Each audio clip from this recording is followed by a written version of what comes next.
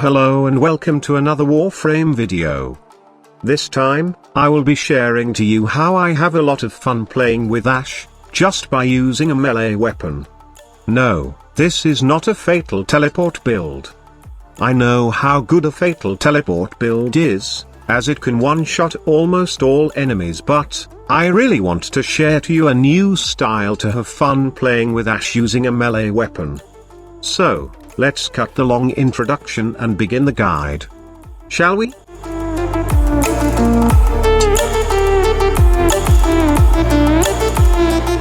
First, let's talk about the weapon. The melee weapon I'm using with my Ashe is a Dagger-Only, which is created from a ballast strike, Plague Aquin grip, and Equana Ji2 link. If you're a subscriber on this channel, yes, this is the same Dagger-Only I'm using with my Wukong and Chroma. Now, this dagger alone can be very lethal, especially when paired with Ashe. It does tremendous amount of damage when you use it with your fatal teleport, but since this is not a fatal teleport build, I will not be discussing that further. Instead, I will be sharing to you how good this weapon can be with Ashe, when you equip this with the Exodia Contagion.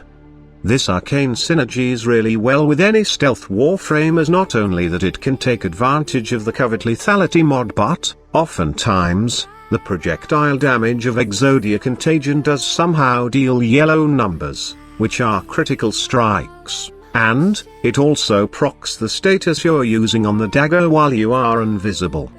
Okay, let's take a look at my build for this dagger.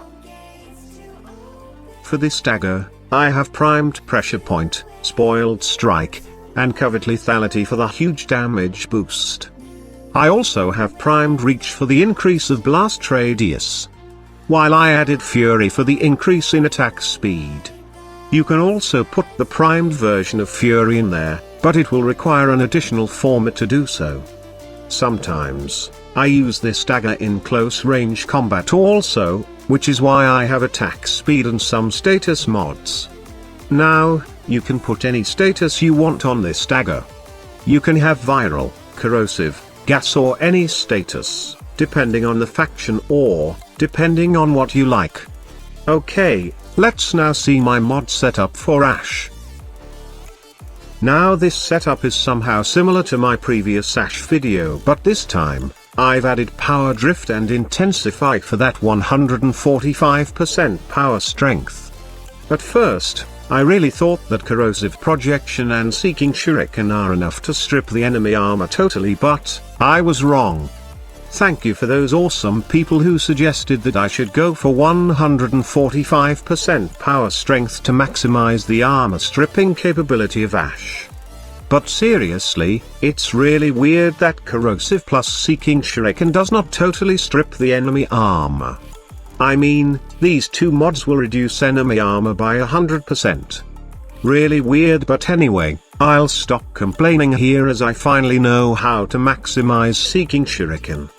So, the other mods are purely for survivability and as well as to support our energy consumption. Now, that slot for Augur Reach is replaceable. You can put any mod like Duration mods or any other mod on that slot. Just don't go with Overextended, as it will reduce the power strength of this build by a lot. I know some of you now have an idea on how this setup works, but to paint a clearer picture, then here's a couple of clips on how this combo works.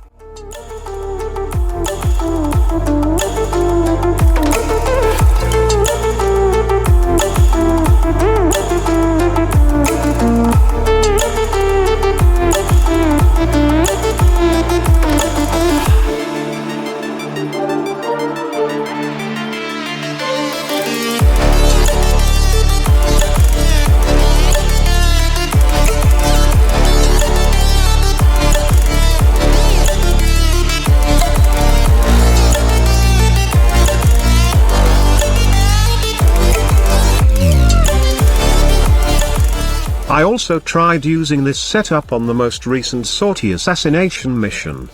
Well, as you can see, I'm just cheesing the ambulers. They just don't stand a chance with my Ashe.